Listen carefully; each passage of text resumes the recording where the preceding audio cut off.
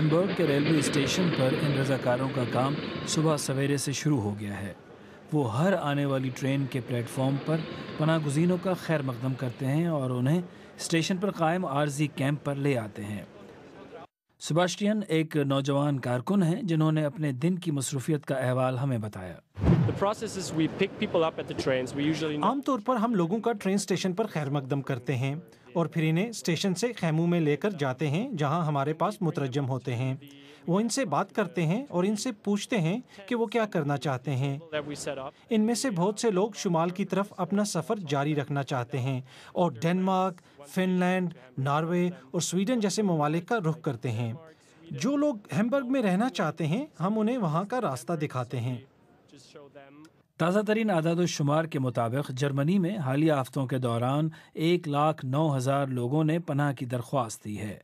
رضاکاروں نے بتایا کہ جرمنی میں تقریباً 1.5 لاکھ پناہ گزین داخل ہوئے ہیں، لیکن ان میں سے 50,000 کے قریب سویڈن، ناروے، ڈنمارک اور دیگر ممالک کو چلے گئے ہیں۔ وکیل خان ایک پاکستانی رضاکار ہیں جو پشتو اور اردو کے مترجم کی خدمات سر انجام دے رہے ہیں۔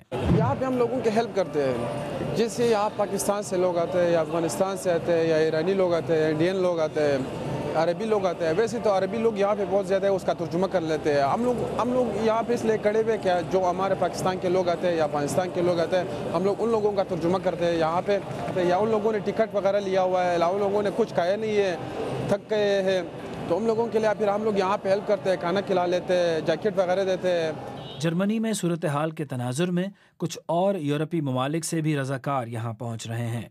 برطانوی خیراتی ادارے ایمنسٹی انٹرنیشنل کا کہنا ہے کہ یونان سے جرمنی تک تمام ممالک میں رضاکار چندہ، کپڑے، خوراک اور ادویات جمع کر کے متاثرین تک پہنچا رہے ہیں۔